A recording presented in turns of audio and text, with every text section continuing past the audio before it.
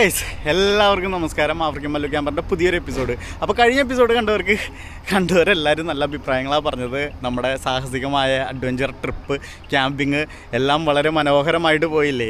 അതിനുശേഷം നമ്മൾ നടത്തുന്ന അതിമനോഹരമായ ഒരു യാത്ര. ഇത് പ്രത്യേകിച്ച് ക്യാമ്പിംഗ് അല്ല നമ്മൾ കോൺസെൻട്രേറ്റ് ചെയ്താക്കുന്നത്, നമ്മളൊരു കാര്യത്തിന് വേണ്ടി പോകുന്നതാണ്. നമ്മളിന്ന് പോകുന്നത് ഒത്തിരി ലോങ് ആയ ട്രിപ്പാണ്. Cape Town to Johannesburg. നമ്മൾ കവർ ചെയ്യാൻ പോകുന്ന പ്രൊവിൻസസ് 4 പ്രൊവിൻസ് നമ്മൾ കവർ ചെയ്തിട്ടാണ് പോകുന്നത്. Western Cape, Northern Cape, Free State, Gauteng. അങ്ങനെ 4 പ്രൊവിൻസ് കവർ ചെയ്ത് 3 ക്യാപിറ്റൽസും, സൗത്ത് ആഫ്രിക്കയുടെ 3 ക്യാപിറ്റൽസും കവർ ചെയ്ത് പോകുന്ന ഒരു യാത്ര. ഏകദേശം 1500ഓളം കിലോമീറ്റർ നമ്മൾ ഒറ്റ സ്ട്രെച്ചിന് അടിക്കാൻ പോകുവാണ്. ഇപ്പോൾ ഇവിടെ സമയം 2:30 കഴിഞ്ഞു. നമ്മളിത് പെട്രോൾ അടിക്കാൻ വേണ്ടി ഗ്യാരേജിൽ നിൽക്കുവാണ്. ഞാൻ ഒറ്റയ്ക്കല്ല പോകുന്നത്, എൻ്റെ കൂടെ രഞ്ജിത്തേട്ടനുണ്ട്. രഞ്ജിത്തേട്ടൻ അപ്പോൾ അവിടെ വാട്ടറും ഓയിലൊക്കെ ചെക്ക് ചെയ്യുവാണ്. ഞാൻ ഇവിടെ നിന്ന് സംസാരിക്കാൻ കാരണം എന്താണെന്ന് വെച്ചിട്ടുണ്ടെങ്കിൽ ഇതിൻ്റെ ഉള്ളിൽ പാട്ടിട്ടിട്ടുണ്ട്, അപ്പോൾ കോപ്പി റൈറ്റ് അടിക്കും. അതുകൊണ്ടാണ് ഞാൻ ഇവിടെ നിന്ന് സംസാരിക്കുന്നത്. ഞങ്ങളെല്ലാം പാക്ക് ചെയ്തിട്ടുണ്ട്, നാളത്തേക്കുള്ള റൂമും ബുക്ക് ചെയ്തിട്ടുണ്ട്. നാളെ ഏകദേശം വൈകുന്നേരം ആകും നമ്മൾ എത്തുമ്പം. നിർത്തിയാണ് പോകുന്നത്, 300-400 കിലോമീറ്ററിൽ നിർത്തിയൊക്കെയാണ് പോകുന്നത്. എനിവേ, അപ്പം നമ്മുടെ വീഡിയോയിലേക്ക് എല്ലാവർക്കും സ്വാഗതം. ചാനൽ ആദ്യമായിട്ട് കാണുന്നെങ്കിൽ സബ്സ്ക്രൈബ് ചെയ്യാൻ മറക്കാതിരിക്കും. ലൈക്ക് ചെയ്യണം, ഷെയർ ചെയ്യണം, കമൻറ്റ് ചെയ്യണം. എല്ലാ പരിപാടിയും ചെയ്തോ. നമ്മളപ്പം കടന്നു പോകുന്ന മെയിൻ ടൗണുകളിൽ അല്ലെങ്കിൽ സ്ഥലങ്ങളിൽ നമ്മൾ നിർത്തി കുറച്ച് റെസ്റ്റൊക്കെ എടുത്തിട്ടേ പോകുള്ളൂ. അപ്പോൾ അവിടുത്തെ കാര്യങ്ങളൊക്കെ ആയിട്ട് നമുക്ക് കാണാം. ഇതൊരൊറ്റ സ്ട്രെച്ച് വീഡിയോ ആയിരിക്കും. ഇവിടുന്ന് ജോനാസ്ബർഗ് എത്തുന്നവരെ ചിലപ്പം ഒരു എപ്പിസോഡായിരിക്കും, ലോങ് ആണെങ്കിൽ ഡബിൾ എപ്പിസോഡായിട്ടായിരിക്കും. അപ്പം നമ്മൾ കടന്നു പോകുന്നത് N1 റൂട്ടിലൂടെയാണ്. അതിനെക്കുറിച്ചൊക്കെ നമുക്ക് വഴിയേ പറയാം. ഇപ്പം ഞാൻ പെട്രോൾ അടിച്ചിട്ട് വണ്ടി എടുക്കാൻ നോക്കട്ടെ ഗൈസ്.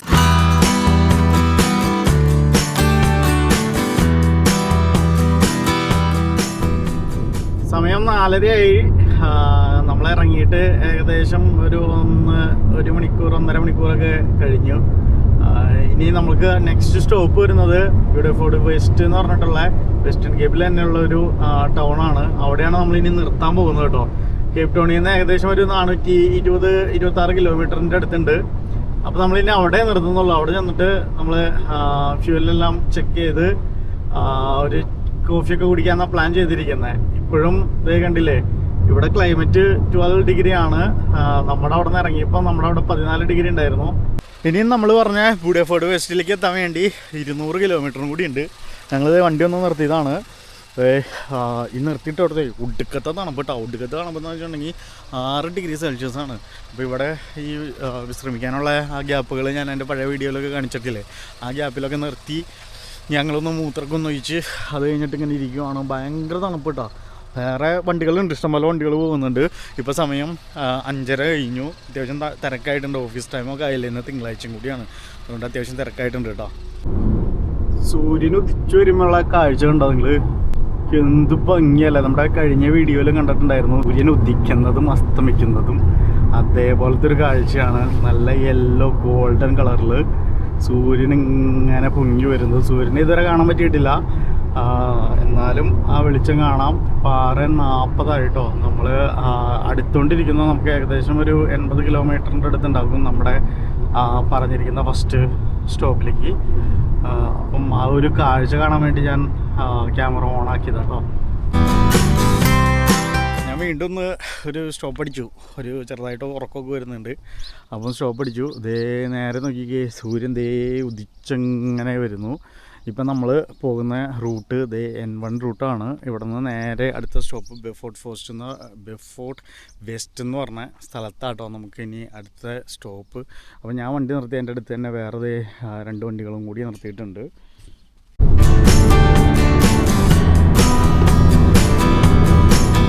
വീണ്ടും ഞാൻ അവിടെ നിന്ന് വണ്ടി എടുത്തു കേട്ടോ. നമുക്ക് സമയം കളയാതെ അവിടെ പോയിട്ട് നമ്മൾ പറഞ്ഞ സ്ഥലത്ത് നമുക്ക് റെസ്റ്റ് ചെയ്യാം, അതായിരിക്കും നല്ലത്. നമുക്ക് ഒത്തിരി ദൂരം ഇനി പോകാനുണ്ട്, അതുകൊണ്ടാണ്. അപ്പോൾ നമ്മൾ പറഞ്ഞ ടൗണിലേക്ക് എൻ്റർ ചെയ്യുവാണ്. ബെഫോർഡ് വെസ്റ്റ് എന്നാണ് ഈ ടൗണിൻ്റെ പേര് കേട്ടോ. ഇത് വെസ്റ്റേൺ കേപ്പ് പ്രൊവിൻസിൽ തന്നെയുള്ള ഒരു വൺ ഓഫ് ദ ലാർജസ്റ്റ് ടൗണാണ്. അപ്പം അതിലേക്ക് എൻ്റർ ചെയ്യുക. നമുക്കിവിടെ എവിടെയെങ്കിലും ഒരു ഗ്യാരേജോ എന്തെങ്കിലും ഒരു സ്ഥലം നോക്കിയിട്ട് നമുക്കൊന്ന് റെസ്റ്റൊക്കെ ചെയ്തിട്ട് പോകാം. ഒരു കോഫിയൊക്കെ കുടിക്കണം.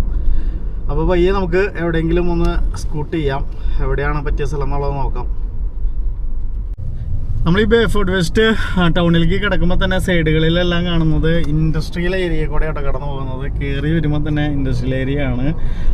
ചെറിയ റെയിൽവേ ട്രാക്കും അതും ഇതൊക്കെ ഉണ്ടായിരുന്നു, ഗുഡ്സ് ട്രെയിൻ്റെ ഒക്കെ. അപ്പം ആ ഒരു ഏരിയ കൂടെയാണ് കവർ ചെയ്യുന്നത്. അപ്പോൾ ആൾക്കാരെല്ലാം എഴുന്നേറ്റ് പണിക്ക് പോയിക്കൊണ്ടിരിക്കുന്ന അതിൻ്റെ തയ്യാറെടുപ്പിലാണ്. കാരണം നേരം വെളുത്തു, 7:40 എല്ലാവരും പണിക്കൊക്കെ പോകുന്ന തിരക്കില്ല. അപ്പം ചെറിയ ട്രാഫിക്കെല്ലാം വന്നു തുടങ്ങിയിട്ടുണ്ട് ഓഫീസ് ടൈമിൻ്റെ. ഇപ്പുറത്തൊരു KFC ഉണ്ട്, ഇപ്പുറത്തെ ഒരു ഗ്യാരേജ് വരുന്നുണ്ട് കോൾടെക്സിൻ്റെ. ഇവിടെ പെട്രോളിന് ചെറിയ വേരിയേഷൻ ഉണ്ട് കേട്ടോ പ്രൈസിൽ. നമ്മുടെ അവിടുത്തെ വെച്ച് നോക്കുമ്പോൾ അവിടെ ഒരു ഗ്യാരേജ് വരുന്നുണ്ട്. അങ്ങനെ നോക്കുമ്പം അതേ ടൗണിൻ്റെ നേരെ ഹൃദയഭാഗത്ത് തന്നെ ഒരു ചർച്ച് നിൽക്കുന്നുണ്ട്. നമുക്ക് എവിടെയാണ് നിർത്താന്നുള്ളത്, ഒരു ഗ്യാപ്പ് കിട്ടിയാൽ അവിടെ നിർത്തായിരുന്നു. ഗ്യാരേജ് ഉണ്ടാവുമല്ലേ? എന്തായാലും നമുക്കൊന്ന് പോയി നോക്കാം, കുറച്ചും കൂടി ഒന്ന് പോയി നോക്കാം. ടൗൺ ഉണർന്നു വരുന്നുള്ളൂ കേട്ടോ, ആൾക്കാരെല്ലാം തിരക്കായി വരുന്നുള്ളൂ. ഇന്ന് തിങ്കളാഴ്ചയും കൂടിയാണ്. ഈ കഴിഞ്ഞ ആഴ്ച മൊത്തം സ്കൂൾ വെക്കേഷൻ ആയിരുന്നേ. ഈ ആഴ്ച ഇന്ന് തൊട്ടാണ് സ്കൂളെല്ലാം റീഓപ്പൺ ചെയ്തത്. അപ്പം അതിൻ്റെയൊക്കെ ഒരു തിരക്ക് ഇവിടെയൊന്നും അധികം തിരക്ക് കാണുന്നില്ല. ശരിക്കും നമ്മുടെ അവിടെയൊക്കെ നല്ല തിരക്കാണ്, പക്ഷെ ഇവിടെയൊക്കെ ഉണർന്നു വരുന്നുള്ളൂ എന്ന് എനിക്ക് തോന്നുന്നു. എന്തായാലും നമ്മുടെ ഗ്യാരേജ് നോക്കി നമുക്ക് പയ്യെ പോകാം. ദക്ഷിണാഫ്രിക്കയിലെ ആദ്യത്തെ മുനിസിപ്പാലിറ്റി ആയ ബേഫോർട്ട് വെസ്റ്റ് നിലകൊണ്ടത് 1837 ഫെബ്രുവരിയിലാട്ടോ. ഇവിടെയാണ് ആദ്യത്തെ ടൗൺ ഹാള് നിലകൊള്ളുന്നത്. ഇത് ഇന്നൊരു മ്യൂസിയത്തിൻ്റെ ഭാഗമാണ് ഈ ടൗൺ ഹാള്. അപ്പോൾ ഇവിടെ ഇപ്പം ശരിക്കും പേര് കേട്ടത് എന്താണെന്ന് വെച്ചിട്ടുണ്ടെങ്കിൽ 30 വർഷം, ഏകദേശം 30ഓളം വർഷം മുമ്പ് ഇവിടുത്തെ ലോകത്തിലെ തന്നെ ആദ്യത്തെ ഹൃദയം മാറ്റിവെക്കൽ ശസ്ത്രക്രിയ നടത്തിയ സർജൻ പ്രൊഫസർ ക്രിസ് ബെർണാഡിന് സമ്മാനിച്ച അവാർഡുകളെല്ലാം പ്രദർശിച്ചിരിക്കുന്നത് ഈ ടൗൺ ഹാളിലാട്ടോ. അപ്പം ആ ഒരു ചരിത്രപ്രധാനമായ ഒരു പേരും കൂടി ഈ ബേഫോർട്ട് വെസ്റ്റിനുണ്ട്. അപ്പം ആ ബേഫോർട്ട് വെസ്റ്റാണ് നമ്മളിപ്പോൾ കഴിഞ്ഞ് പോയിക്കൊണ്ടിരിക്കുന്നത്. കേപ്പ് ടൗണിൽ നിന്ന് ഏകദേശം 426 കിലോമീറ്ററോളം നമ്മൾ ഡ്രൈവ് ചെയ്തിട്ടാണ് വന്നത്.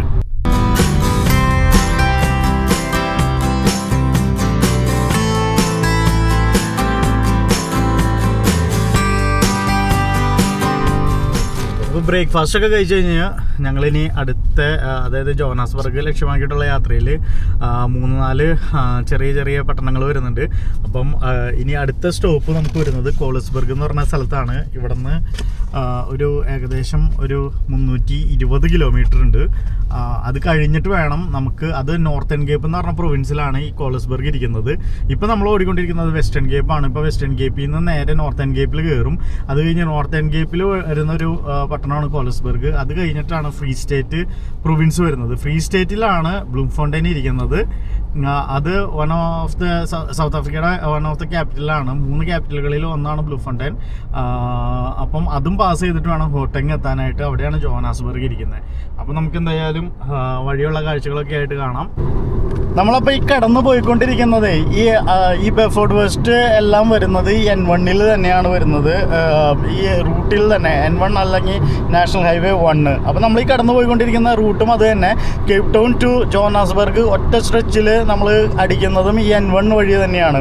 അപ്പോൾ ഈ N1 എന്ന് പറഞ്ഞാൽ ഈ റൂട്ടിന് ചെറിയ ചെറിയ പ്രത്യേകതകളൊക്കെ ഉണ്ട്. കാരണം ഇത് സ്റ്റാർട്ട് ചെയ്യുന്നത് കേപ്പ് ടൗണിൽ, വെസ്റ്റേൺ കേപ്പ് പ്രൊവിൻസിലെ കേപ്പ് ടൗണിൽ നിന്ന് സ്റ്റാർട്ട് ചെയ്തിട്ട് ഇത് അവസാനിക്കുന്നത് ലിംപോപ്പോയിലാണ് അവസാനിക്കുന്നത്. ഇത് അവസാനിക്കുന്നത് നമ്മുടെ സിംബാബ്വെ ബോർഡറിൽ ബെയ്ത്ത് ബ്രിഡ്ജ് എന്ന് പറഞ്ഞിട്ടുള്ള ആ ബോർഡർ തിരിക്കുന്ന ആ ഒരു ഏരിയയിലാണ് ഈ N1 അവസാനിക്കുന്നത് കേട്ടോ.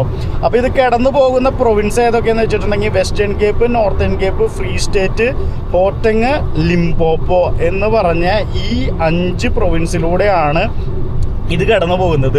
സൗത്ത് ആഫ്രിക്കയിൽ 9 പ്രൊവിൻസാണുള്ളത്. അതിൽ 5 പ്രൊവിൻസും ഈ റോഡ് കടന്നു പോകുന്നുണ്ട് കേട്ടോ. ഇതിൻ്റെ നീളം എങ്ങനെയാണെന്ന് വെച്ചിട്ടുണ്ടെങ്കിൽ 1936 കിലോമീറ്ററോളം വരുന്ന ഇതിൻ്റെ ദൂരം ഏകദേശം 1203 മൈൽസിൽ പറയുകയാണെങ്കിൽ. അപ്പം നമ്മളിന്ന് കവർ ചെയ്യുന്നത് ഏകദേശം 1500 കിലോമീറ്ററോളമാണ് നമ്മൾ കവർ ചെയ്യുന്നത് ജോഹാനസ്ബർഗ് വരെ കേട്ടോ.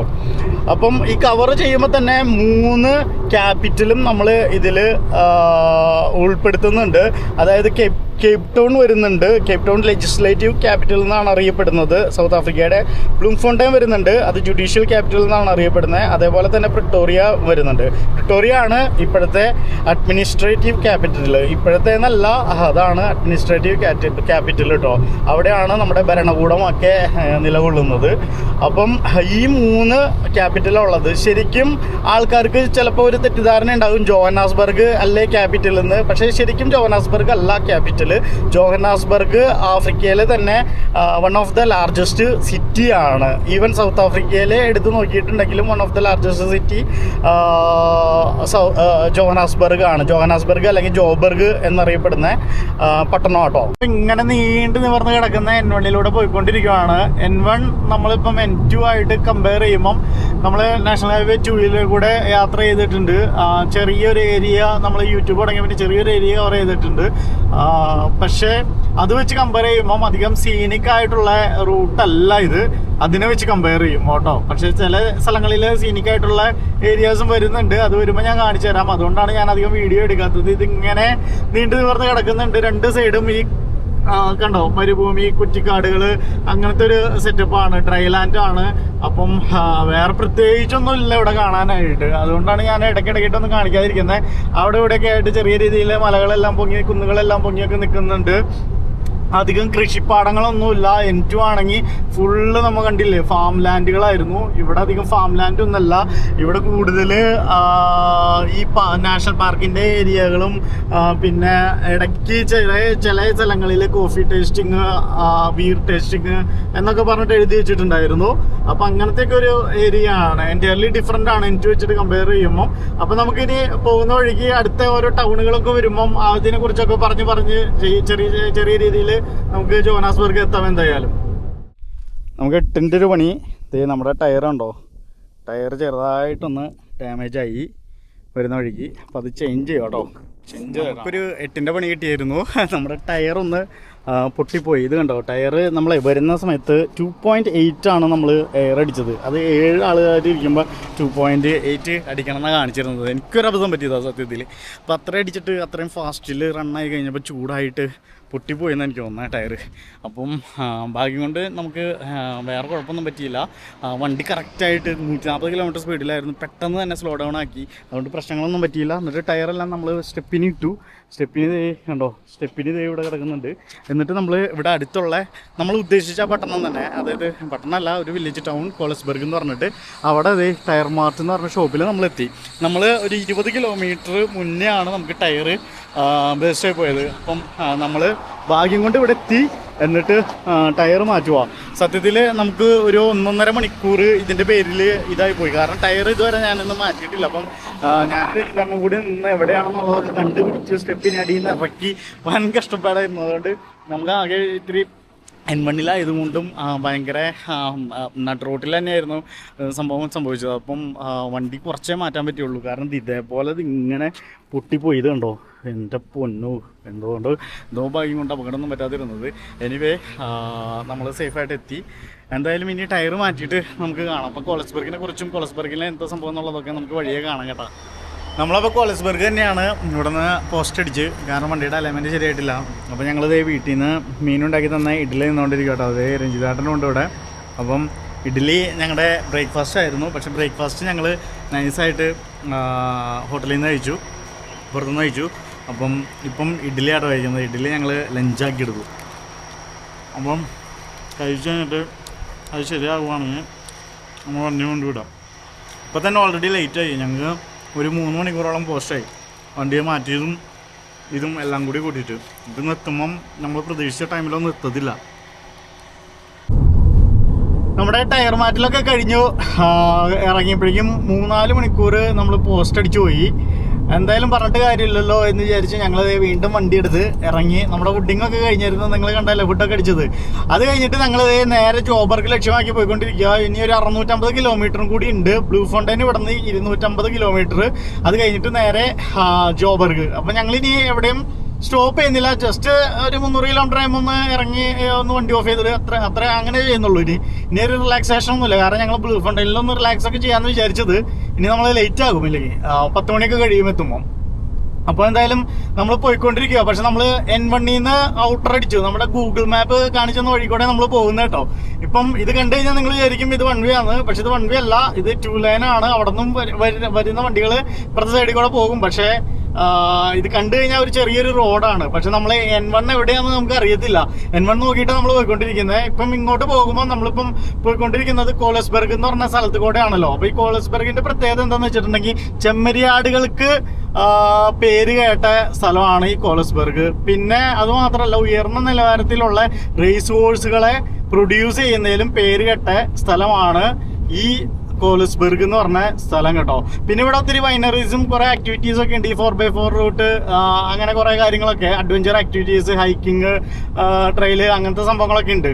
അപ്പം അതെല്ലാം ഈ ഓൾ സൗത്ത് ആഫ്രിക്ക അതെല്ലാം ഉള്ള സംഭവങ്ങൾ തന്നെയാണ്. അതുകൊണ്ടാണ് ഞാൻ പിന്നെ അത് എടുത്ത് പറയാതിരുന്നത്. എനിവേ നമ്മൾ പോകുമ്പോൾ 2 സൈഡിലും ഫാമുകളൊന്നല്ല കാണുന്നത്, നിറച്ച് പുൽപ്പാടങ്ങളാണ് കാണുന്നത് കേട്ടോ. അപ്പൊ കന്നുകാലികളൊന്നും മേച്ചടക്കുന്നത് ഞങ്ങൾ കണ്ടില്ല ഇതുവരെ. പക്ഷെ ഉള്ളേരിയയിലൊക്കെ ആയിരിക്കും ഈ ചെമ്മരിയാടുകൾ അല്ലെങ്കിൽ ഹോഴ്സും എന്നൊക്കെ പറയുന്ന സംഭവങ്ങൾ. എന്തായാലും നമ്മള് സ്ട്രൈറ്റ് വെച്ചു പിടിക്കുവാണ്. ഇനി ബ്ലൂ ഫൗണ്ടൈൻ എത്തിയിട്ട് നമുക്ക് കാണാം പോഴി. ഞാനേ വണ്ടി ഒന്ന് നിർത്തിയിട്ടാ. അതേ ഇവിടെ നല്ല അടിപൊളി റിവർ. ഇത് നോക്കിക്കേ, എന്ത് കലക്ക വെള്ളം വരുന്നതെന്നറിയോ. ഇത് എവിടെ നിന്ന് വരുന്ന റിവർ ആണെന്നുള്ളത് നോക്കാനായിട്ട് എനിക്ക് പറ്റിയില്ല. ഇവിടെയാണെങ്കിൽ സിഗ്നലും ഇല്ല, റേഞ്ച് ഇല്ല, അതുകൊണ്ട് നോക്കാൻ പറ്റിയില്ല ഗൂഗിളിൽ. എനിവേ ഞാൻ നോക്കിയിട്ട് അപ്ഡേറ്റ് ചെയ്യാം. നല്ല ഒഴുക്കുള്ള പുഴയാണ്, നന്നായിട്ട് കിടക്കുന്നത്. ഞാൻ പറഞ്ഞില്ലേ, ഗൂഗിൾ മാപ്പ് ചതിച്ച വഴിയിലൂടെ ഞങ്ങൾ ജോനാസ്ബർഗ് പോയിക്കൊണ്ടിരിക്കുന്നത്.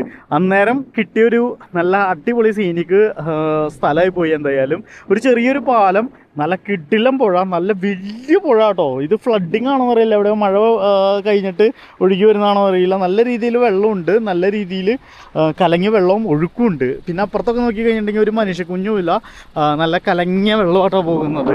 അപ്പം നമുക്ക് എന്തായാലും തിരികെ പോവാം. രജിതാട്ട വണ്ടിയുടെ അകത്തിരിപ്പുണ്ട് കേട്ടോ.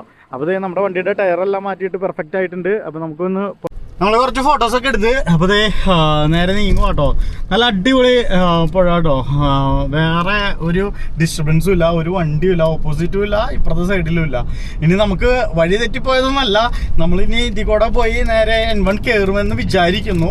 എന്തായാലും ഇതിൽ കാണിക്കുന്ന റൂട്ടിലാണ് നമ്മൾ പോകുന്നത്. ഒരു വണ്ടി ഇല്ലാത്തതുകൊണ്ട് നമുക്കൊരു ഒബ്സ്ട്രക്ഷനും ഇല്ല, നേരെ വിടുപോവാ വണ്ടി. നമുക്ക് കറക്റ്റ് സ്പീഡിൽ തന്നെ പോകാനും പറ്റുന്നുണ്ട്. 120 കിലോമീറ്റർ സ്പീഡിൽ പോകാനും പറ്റുന്നുണ്ട്. ഇവിടെ നിന്ന് എഴുതി വെച്ചേക്കുന്ന ഫിലിപ്പോലീസ് എന്ന് പറഞ്ഞ സ്ഥലത്തു നിന്നാണ് എഴുതി വെച്ചേക്കുന്നത് കേട്ടോ. അപ്പം ബ്ലൂ ഫൗണ്ടൈൻ ഒന്നും ബോർഡിലേ കാണാനില്ല. എന്തായാലും നമുക്ക് പോയി നോക്കാം എന്തായാലും. പിന്നെ പെട്രോള്, ഫ്യൂവല് 124 കിലോമീറ്ററും കൂടി ഓടുന്ന ഇതിൽ കാണിക്കുന്നത്. എന്തായാലും അതിനുള്ളിൽ നമുക്കൊരു ഗ്യാരേജ് കിട്ടും എന്നുള്ളൊരു പ്രതീക്ഷയിൽ തന്നെയാട്ടോ നമ്മൾ പോകുന്നത്. ആദ്യമായിട്ടൊരു വണ്ടി പാസ് തന്നു കേട്ടോ. അപ്പൊ ഇതേ നമ്മൾ പറഞ്ഞു തീർന്നില്ല. അതേ കണ്ടില്ലേ, ആടുകള്, ചെമ്മരിയാടിന്റെ കൂട്ടം, ഷീപ്പിന്റെ കൂട്ടമാണ് റോട്ടിൽ കൂടെ പോകുന്നത്. നമുക്ക് വണ്ടി ഓടിക്കാൻ പോലും പറ്റത്തില്ല. അതിനെ മേച്ചുകൊണ്ട് ആട്ടിടയന്മാർ ഈ സൈഡിൽ കൂടെ നടക്കുന്നുണ്ട്. ഇത് കണ്ടോ, റോഡ് ക്രോസ് ചെയ്ത് 2 സൈഡിൽ നിന്നും അങ്ങോട്ടും ഇങ്ങോട്ടും ക്രോസ് ആയി. അപ്പം മേയാൻ പോയിട്ടേ, ഡേ ടൈമിൽ മേയാൻ പോയിട്ട് ഇപ്പം രാത്രി ആകാറായല്ലോ. അപ്പം നേരെ കയറുന്നതാ, കയറ്റി കൊണ്ടുപോകുന്നതാ. അതാണ് കാഴ്ചയാണ് നമ്മൾ കാണുന്നത് എന്തായാലും. അപ്പം എന്തായാലും നമുക്ക് കാണാൻ പറ്റി. എന്തായാലും ആടിനെ വളർത്തുന്ന ഏരിയയിൽ വന്നിട്ട് ആടിനെ കണ്ടില്ല എന്ന് പറഞ്ഞാൽ മോശമല്ലേ. സത്യത്തിൽ നമ്മൾ N2 വഴി പോകുമ്പം, ഗാർഡൻ റൂട്ട് വഴി പോകുമ്പം ഒത്തിരി ഫാമുകളാണ് കാണാറ്.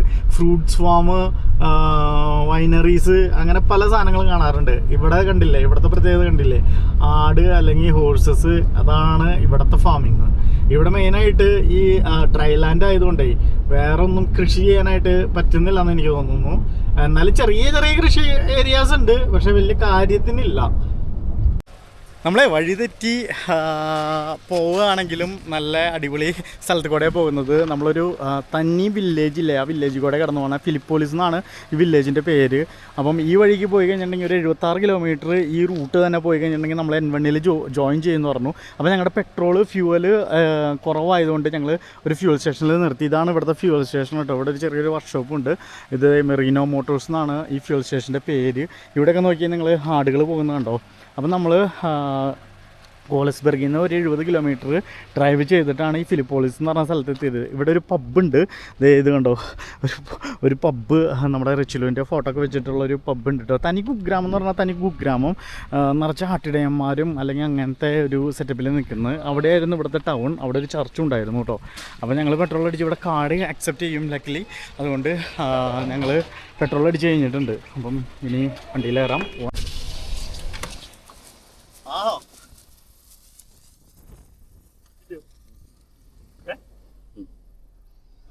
ഇത് കണ്ടായിരുന്നോ നിങ്ങള്? കിഡിലെന്നെ ഒരു പന്നി കേട്ടാ, പന്നിയാണ് ചാടി പോയത്.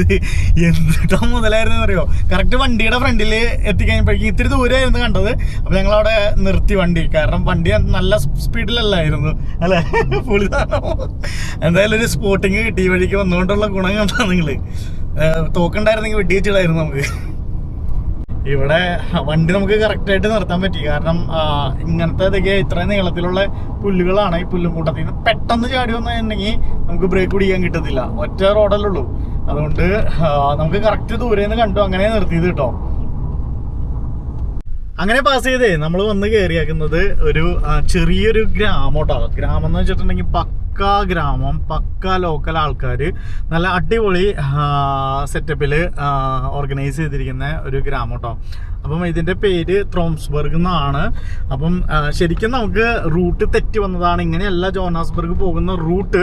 നമുക്ക് നമ്മളവിടെ നിന്ന് ടയറൊക്കെ മാറ്റിയില്ലേ, ടയറൊക്കെ മാറ്റി കഴിഞ്ഞിട്ട് നമ്മൾ ഗൂഗിളിൽ ഇട്ട് കഴിഞ്ഞപ്പോൾ വന്ന റൂട്ടിലാണ് നമ്മളിപ്പോൾ പോയിക്കൊണ്ടിരിക്കുന്നത്. പക്ഷേ ഇതല്ല ശരിക്കും മെയിനായിട്ടുള്ള റൂട്ട് വരുന്നത് കേട്ടോ.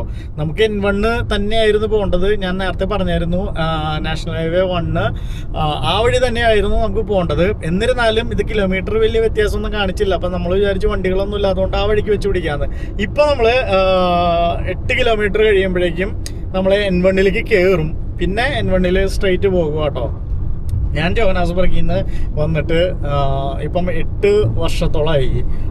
വന്ന സമയത്താണ് ജോനാസ്ബർഗ് പോയിരുന്നത്. അതുകൊണ്ട് ഞാൻ ഭയങ്കര എക്സൈറ്റഡ് ആട്ടോ ജോനാസ്ബർഗ് പോകാന്ന് പറഞ്ഞപ്പം. കാരണം നമ്മൾ ആ വന്ന സമയത്ത് ഉള്ള ഒരു സ്ഥലത്ത് ചെല്ലുമ്പോൾ വീണ്ടും കാണത്തില്ലേ, ആ ഒരു എക്സൈറ്റ്മെന്റിലാണ്. രഞ്ജിതേട്ടൻ ഇടയ്ക്ക് പോയിട്ടുണ്ടായിരുന്നു അല്ലേ? അതെ. അപ്പം ആ ഒരു എക്സൈറ്റ്മെന്റ് ഉണ്ട് കേട്ടോ. അപ്പം നമുക്ക് ജോനാസ്ബർഗ് ചെല്ലുമ്പം രാത്രി ആകും. എന്നാലും ഞാൻ ചെല്ലുമ്പോൾ തന്നെ ജസ്റ്റ് ആ ഒരു ഇരുട്ടത്ത് എന്ത് കാണാനാണ് നിങ്ങൾ. അപ്പം ആ ഒരു ഇത് കാണിക്കാം. അത് കഴിഞ്ഞിട്ട് നമുക്ക് ജോനാസ്ബർഗ് പിന്നെ കാണിക്കാം. ഇത് വീഡിയോ എടുക്കാനുള്ള പർപ്പസിനല്ല പോകുന്നത്. അതുകൊണ്ട് എനിക്ക് കാണിക്കാനായിട്ട് ലിമിറ്റേഷൻസ് ഉണ്ടാകും. എന്നാലും ഞാൻ പരമാവധി കാണിക്കാൻ ശ്രമിക്കാം കേട്ടോ. ഗൈസ്, നീണ്ട 125 കിലോമീറ്ററിന് ശേഷം നമ്മൾ N1 കണ്ടു ദൂരേന്ന്. N1ലേക്ക് കയറാനാ പോകുന്നത് കേട്ടോ. അപ്പൊ കുറച്ചൊരു 1 കിലോമീറ്ററോളം നമുക്ക് ഗ്രാവൽ റോഡ് കിട്ടിയ, 1 കിലോമീറ്ററേ കിട്ടിയുള്ളൂ ഗ്രാവൽ റോഡ്. നേരെ നമ്മൾ ഇവിടുന്ന് ലെഫ്റ്റ് ബ്ലൂംഫോണ്ടെയിൻ. അപ്പോൾ ബ്ലൂംഫോണ്ടെയിനിലേക്ക് ലെഫ്റ്റ് കേട്ടോ. N1 കണ്ടപ്പോഴാണ് നമുക്കൊരു ആശ്വാസമായത്. കാരണം N1ൽ നിന്ന് നമുക്ക് ദിശ മാറിപ്പോയി കിടന്നു വന്ന വഴിയാട്ടോ അത്. ഇപ്പം N1 കണ്ടു, ഇനി പേടിക്കണ്ട, ഇനി ഒറ്റ വഴിയാണ്. ഇനിയിപ്പം നമ്മുടെ ഫോണിൽ ചാർജും കുറവാണ്, ഇതിൽ കുത്തിയിട്ടിട്ട് ചാർജ് കയറുന്നില്ല. അപ്പം ഇത് കഴിഞ്ഞാൽ നമുക്ക് സ്ഥലമെത്താൻ പറ്റും എന്തായാലും. പിന്നെ ഗ്ലാസിൻ്റെ ഇവിടെയൊക്കെ ഈ സാധനം അടിച്ചിട്ട് പ്രാണികളടിച്ചിട്ട് അതിരിക്കുന്നുണ്ട്. പക്ഷെ അത് കഴുകിയിട്ടും വൈപ്പർ അടിച്ചിട്ടൊന്നും പോകുന്നില്ല സാധനം. എനിവേ നമുക്ക് നോക്കാം. ഇതുണ്ട്, നമ്മുടെ എല്ലാ വീഡിയോയിലും, ഈ അടുത്തുള്ള എല്ലാ വീഡിയോയിലും നമുക്ക് കിട്ടുന്നുണ്ട് ഈ സൂര്യാസ്തമനം. അപ്പം നമുക്ക് ആ ഭാഗത്തായിരിക്കും അപ്പം കടലിരിക്കുന്നത്. ശരിക്കും നമ്മൾ ഇങ്ങോട്ട് ഈ വഴിക്കാണ് വന്നത്. പക്ഷെ എങ്ങനെയാണ് ആ ഭാഗത്തേക്ക് സൂര്യൻ പോയതെന്ന് വെച്ചിട്ടുണ്ടെങ്കിൽ അതങ്ങനെയാണ് അല്ല, അതായിരിക്കും ഭൂമിയുടെ എന്താ പറയുന്നത്, നമ്മളെ ബ്ലൂംഫോണ്ടെയിൻ എത്തിക്കഴിഞ്ഞപ്പോഴേക്കും ഇരുട്ടായിട്ടോ. അത് ഫ്യൂവൽ അടിച്ചു കഴിഞ്ഞു. അപ്പം ഇനി നേരെ നമുക്ക് പോകണം. 6:30 ആയിട്ടുള്ളൂ, പക്ഷേ ഇരുട്ടായി. അതുകൊണ്ട് നിങ്ങളെ ബ്ലൂംഫോണ്ടെയിൻ കാണിക്കാൻ പറ്റിയില്ല.